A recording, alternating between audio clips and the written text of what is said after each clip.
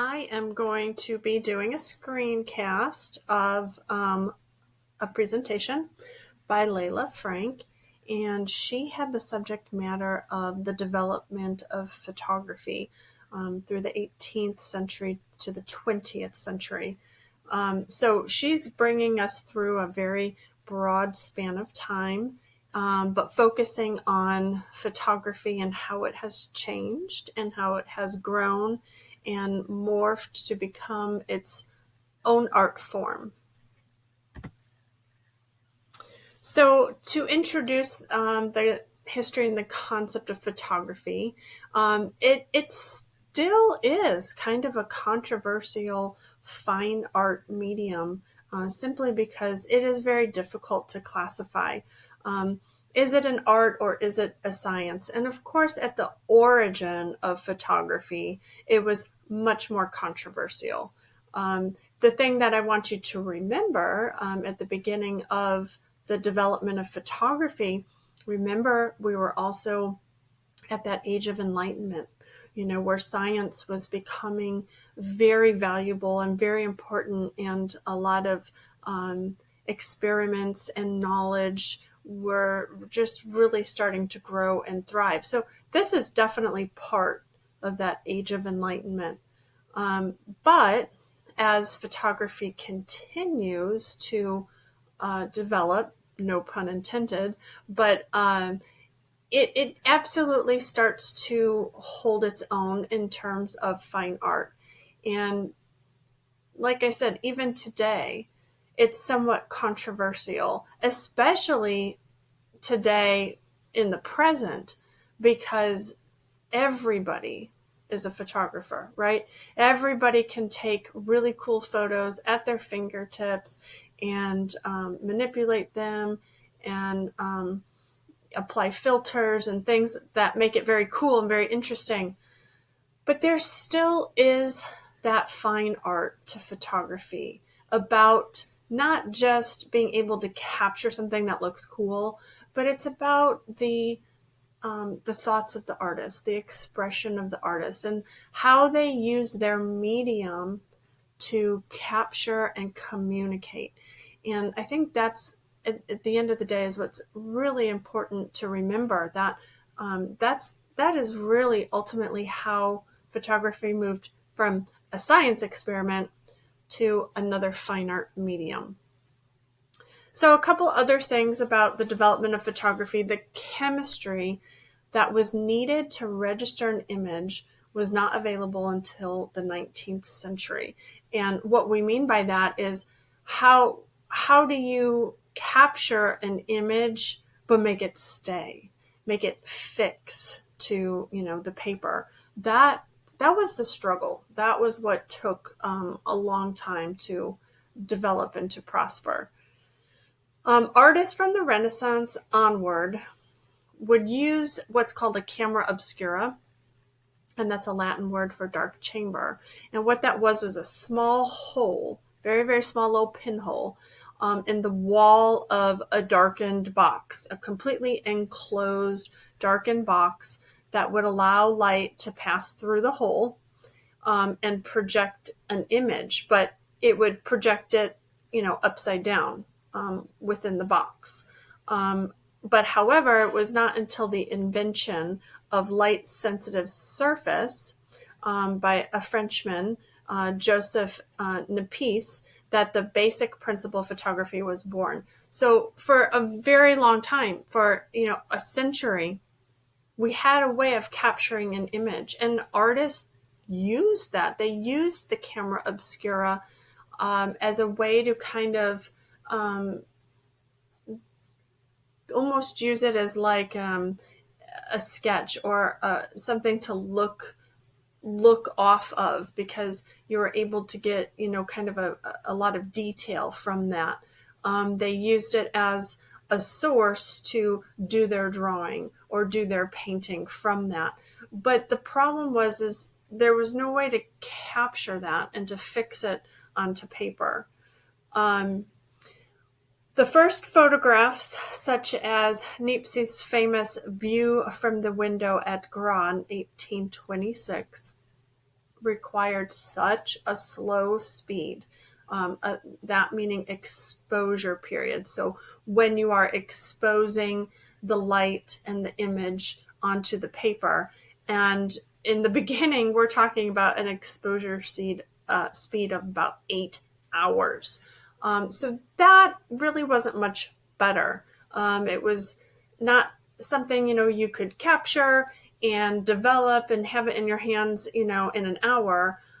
Just capturing it, just exposing it was an 8-hour process. So that, wasn't much better, and it made many subjects difficult, if not possible to photograph. Because even if you're doing a landscape, think about how much changes within an 8-hour period. I mean, you have light that changes, the sky is changing, weather could change, you could have birds, flying in and out. So that is really difficult to do unless you are doing a still life.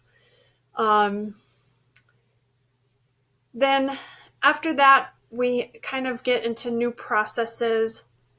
We get into a process where we use copper and silver plates to capture images on there.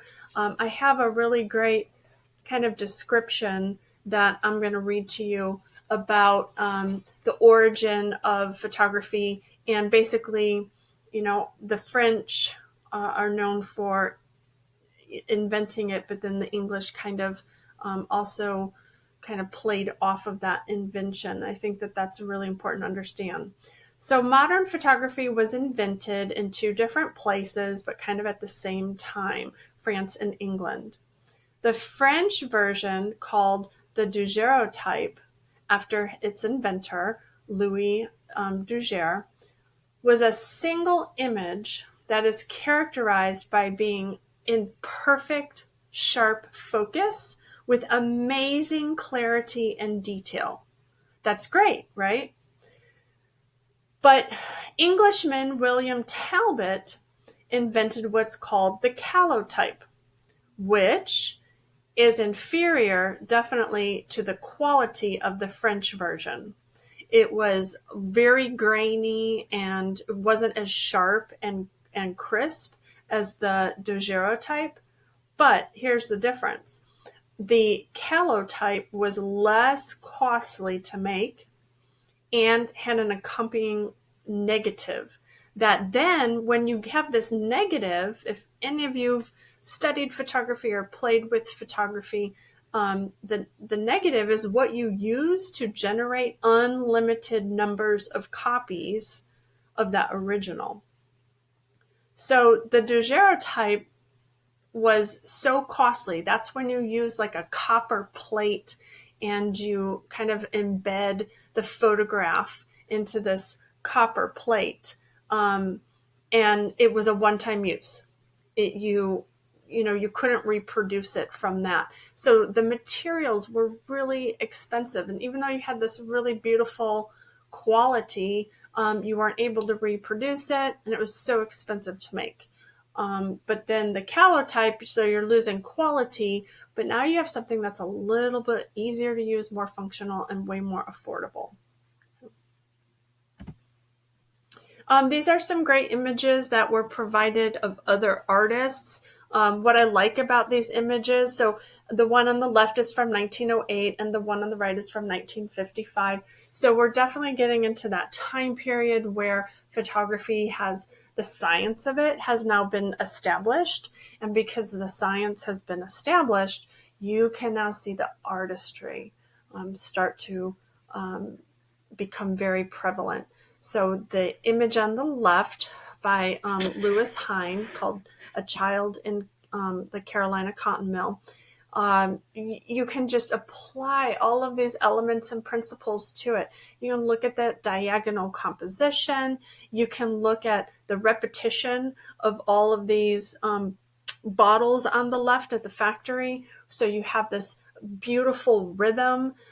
You can see how the angles are just bringing your eye directly to the focal point, which is this little girl who's also placed, almost in the center. You can see just all these beautiful values of light and dark because of this gorgeous light coming in from these windows. All of these just angles and lines that give you depth and perspective. Up here, looking at the lines from the hanging light bulbs. I mean, it is absolutely a gorgeous shot. And like I said, if we took every single element in principle, we could probably apply it, that it's happening somewhere in this photograph. And the same here on the right. I mean, you have a great division of composition with this grid-like pattern. It's repeated up here with the windows. You have this beautiful reflection that's happening below. Being able to use photography to capture a reflection of light is, something that's still to this day, considered very beautiful. You have, these subject matters that give you these stories. I mean, if you look at each individual on this train, it's like you can get lost in some sort of story, everybody's own personal tale. And there's such a broad mix of people. And there's just a lot of interest happening in this. So it's great to see some examples of photography in regard to fine art. So we're going to move kind of in chronology here so you can understand the development of photography. And this is our first image, 110. It is by Louis Daguerre, and it's just titled Still Life in Studio. It's from 1837. So this is our earliest image.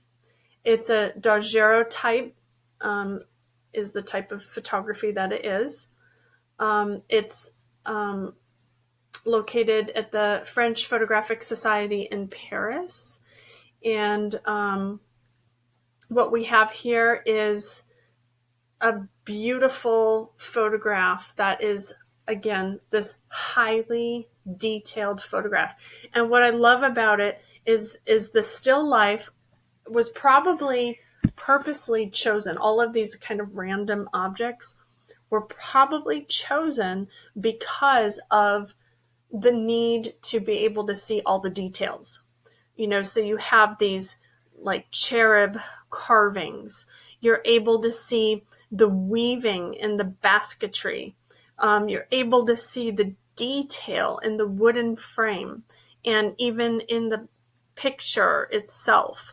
The folds, in the fabric. I mean, it's just so full of different textures and how crisp and clear and clean they are for very, very early photography is quite amazing. Again, what we're dealing with here is a one-of-a-kind image, so this is it.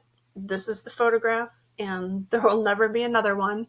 And it, came off of a highly polished silver-plated sheet of copper. So yes, this is, on a metal plate. So again, very expensive. It's like, imagine all of your photographs not on paper, but on metal. Okay. We have, like I said, a handful of different objects that are part of a still life. We have also images of other artwork. And I know that a lot of times for this type of photography, for the Daguerreotype, you had to kind of do a lot of images that were still. The development of it wasn't as bad as the 8-hour exposure, but still was not a quick process. So a lot of times you're going to see, landscapes, cityscapes, still lifes, and some portraits for sure. There's definitely a lot of Daguerreotype portraits, but you're going to see also photographs of other artworks. So we said that this is made by Louis Daguerre who invented this type of photography. And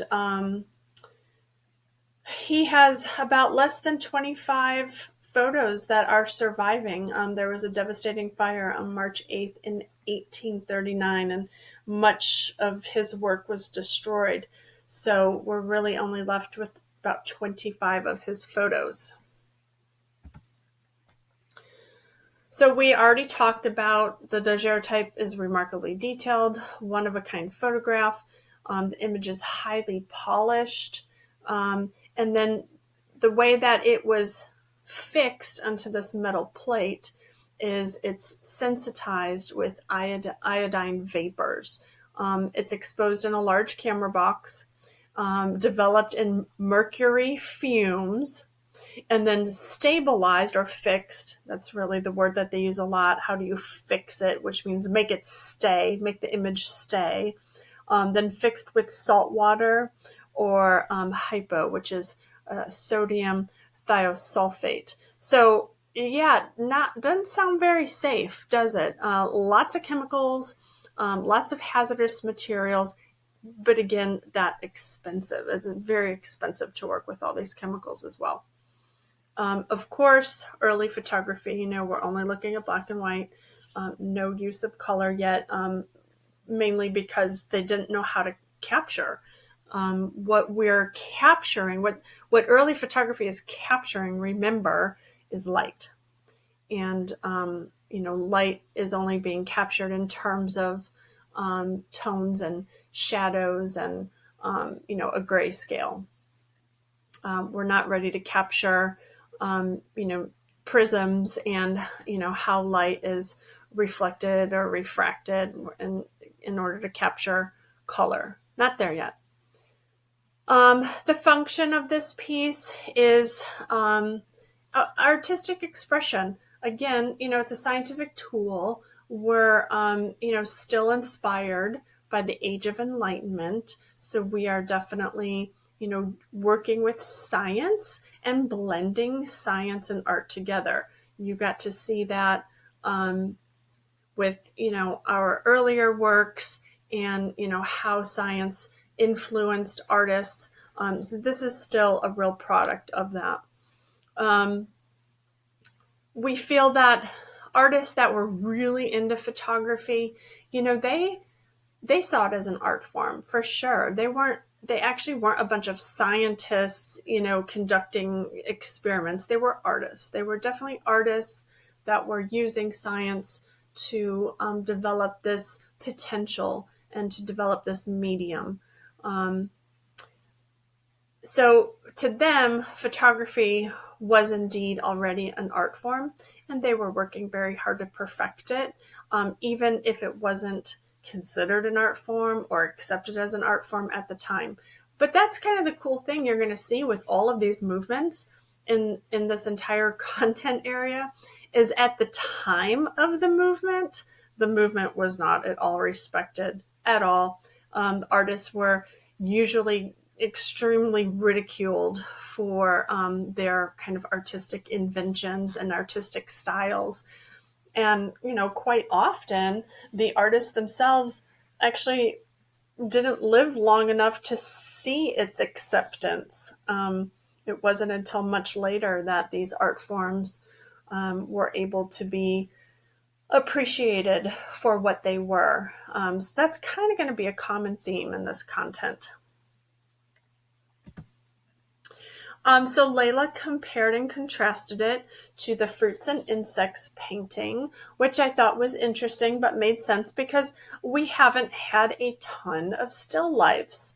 And so I think that, she connected it to the subject, the fact that it was a still life, even though the subject matter is different. We do know that, this artist kind of worked also scientifically. Her father was a botanist, and so she was extremely exposed to that type of observational science, and that she kind of constructed these still lifes literally in the dirt Now, of course, she added a lot to it, but the basis of it was still life. Okay, our next image is 117, and this is by Edward Maybridge, and it's called The Horse in Motion. This is kind of an iconic image, so some of you may have seen it before. It's from 1878. It's a photograph. So again, I want you to make note as we look back here. We have 1837. Now we're at 1878. Okay. What we have here in terms of context is we have a huge leap in photography. It had advanced far enough to be able to capture movements that the human eye, couldn't quite see. Cameras took stills at evenly spaced points on a horse racing track in order to create the illusion of continuous motion. And he used a device called a zooproxiscope, which I've added some links about all of these different types of equipment that will give you some images and give you some further explanation, like how they worked and what they look like. And I think that that's important. When I think about what AP wants you to get out of it, in regards to photography, I think that they definitely want you to understand the difference of the equipment. Okay, so definitely check out those links. I did not make them lengthy or in-depth. It's, very concise information, but I think it's going to really help you decipher. And also that's going to help you understand just the development of photography. The function of this was, it was a motion study. Again, continuing to advance with this new medium, this new technique, artists always having ideas and what if I do that and can I do this, and just trying to grow. It was to establish an impressiveness and a potential of photography. But the other cool thing is, as we can all tell, it definitely started to bridge the gap between still photography and movie making. So this is an extremely iconic piece because it is such a vital bridge between a couple of different things. For one, this is also the first time that we were, as humans, were able to understand things we couldn't understand before. And in this arena, we're talking about how a horse uses his legs to run. This was something that we have been able to observe with our naked eye, and have some really good ideas and maybe make some sketches about. But it isn't until you're able to capture, right, the real thing, and then be able to develop it and look at it, where you could really see how complex, a horse and his anatomy and his legs work in order to run. And so this was just enlightening scientifically, us being able to understand functions that we may not have been able to understand with the naked eye before. So that is one extremely important thing that this artist did for society. The second is being that bridge bridge between stills and motion, specifically movie making and film. This is it. The camera was able to capture such close movements. They're still stills, right? We are looking at, 12 stills, but because they were photographed so closely together, like our brain is able to interpret it as emotion. We can see, this horse in action, even though he's not in action. And the development of continuing to capture stills even closer together, is how we got into our very first movie making. So this number 117 is a very important piece of artwork in history, period. No matter what content we're looking at, no matter what we're talking about, overall, this is an extremely progressive art piece. So content, we have 4 rows and 4 columns. Each box is a still shot of a racing horse with a jockey. It captures a different movement in his stride, but then collectively the photos create a sense of movement. The viewer can envision a running horse instead of just a single moment shot of a horse. Okay. Form, again, we have 16 photographs combined in a series. You have a horse and a jockey that are in profile. So we don't really have a lot of detail, of the fur and of the jockey's face, but it's more of like a silhouette, but that's not what was important. That's not what was the agenda of this artwork. While each individual still of the horse and jockey is beautiful, the importance of the work lies in the number, and together the images, tell a story of motion. It really elevated photography from being still to motion by multiplying the images represented. So really, it's the same theme, the same points, but again, I can't stress enough how important they are. The link that I gave you is a really, really good link because it is specifically about this artist, and there's a lot of other examples of motion photography that he's responsible for. So you can see other works of art by him, and at the same time, it'll give you a really great description of the importance of his artwork.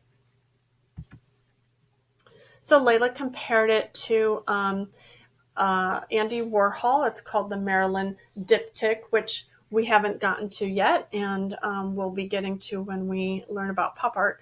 But I'm guessing that she really kind of just responded to those boxes, those repeated boxes. You kind of have this grid-like system of artwork.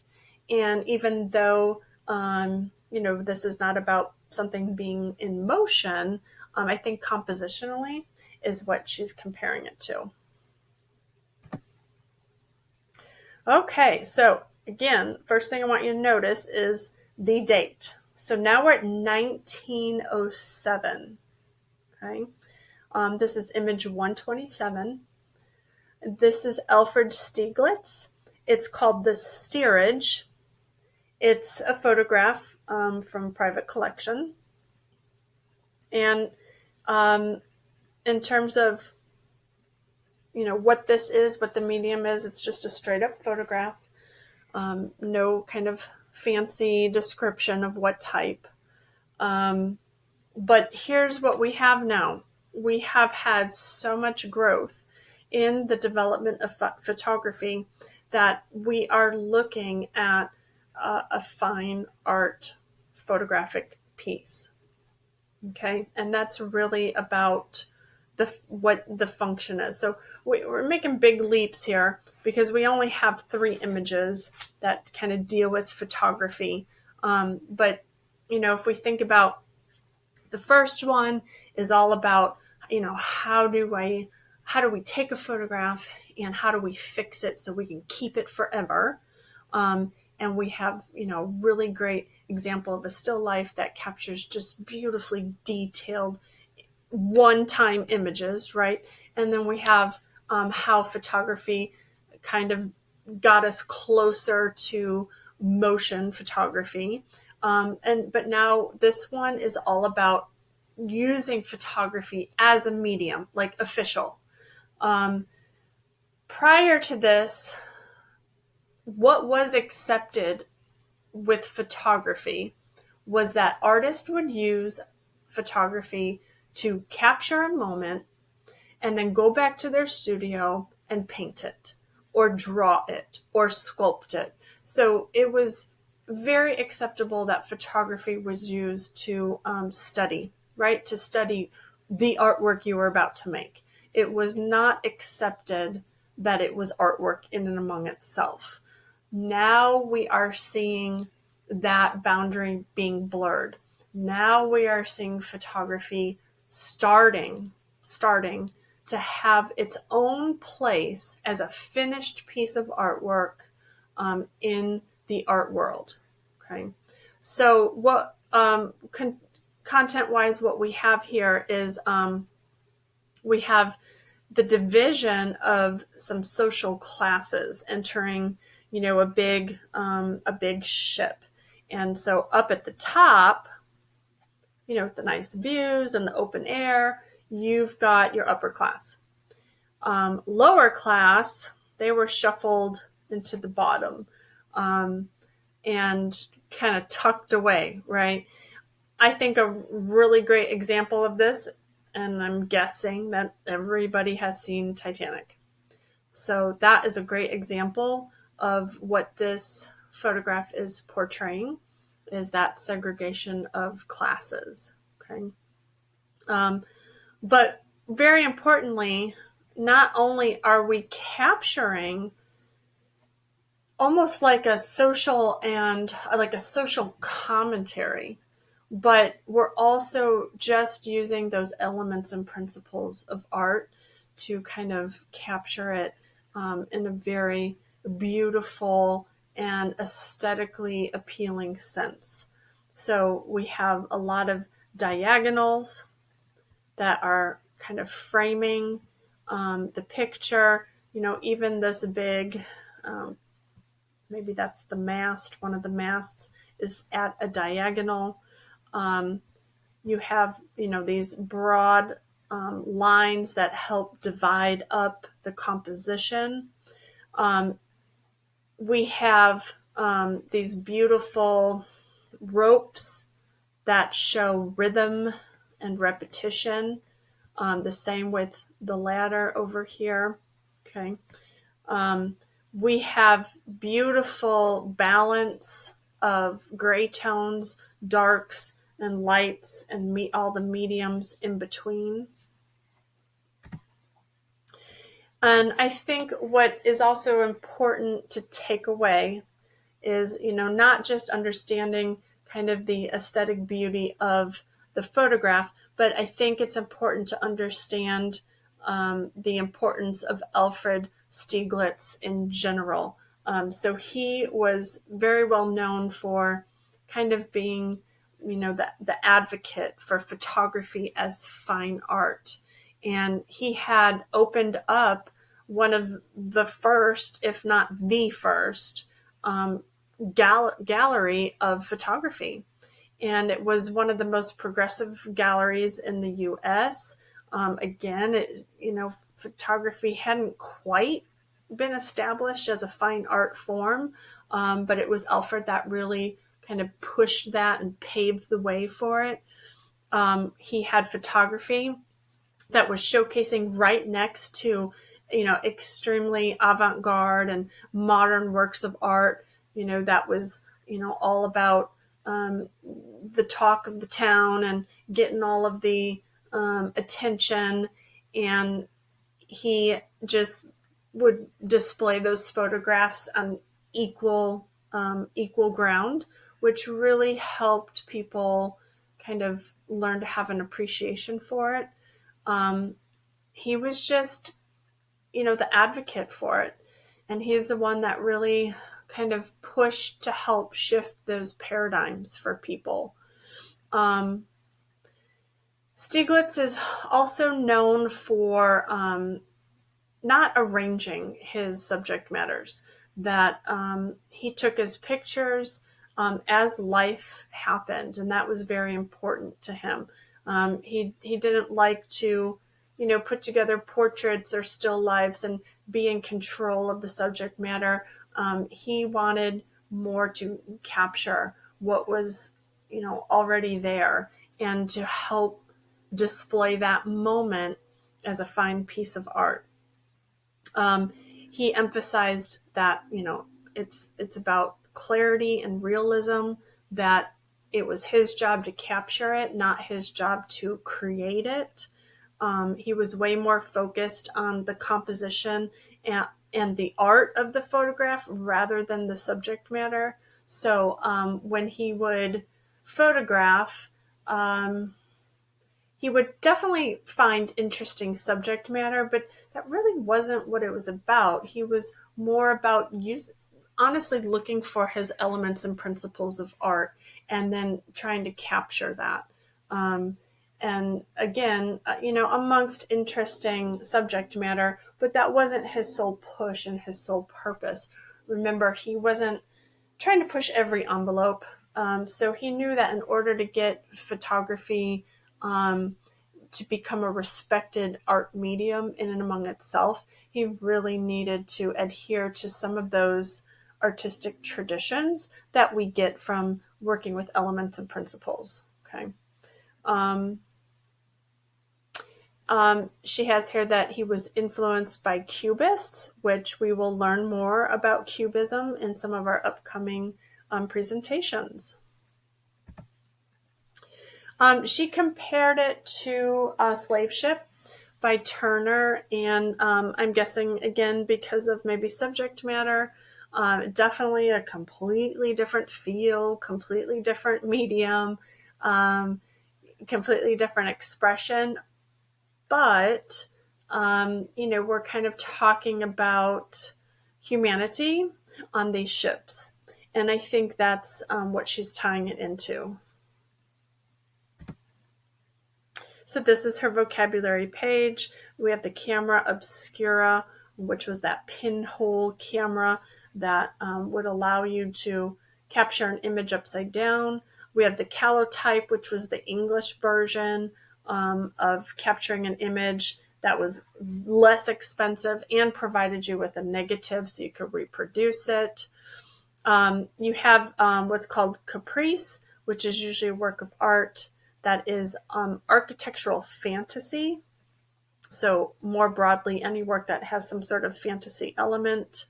Okay, so we have photograms, which I think we didn't really have an example of a photogram, but it might be important to know. So a photogram is basically photosensitive paper that after the camera obscura, it became very important to try to fix the image onto something so it could be there forever, right? And one of the first developments of that was a light sensitive paper, which was great. But the thing is, it would only capture like outlines. It would only capture shapes. It wouldn't capture any details. So it would capture like the shape of a tree, but none of the interior details of the tree. So it's just these like really kind of two-dimensional shapes, but it would capture it forever, right? And that was progress. And so those are called photograms, those types of, shapes that were captured on this light sensitive paper. And then we have the Daguerreotype, which is that photograph, the French photography that was beautiful detail, very, very crisp, very, very sharp, but again, on a copper plate, a one-time photograph, and very, very expensive to produce. So those are important vocabulary words. And here's our sources. And thank you very much, Layla.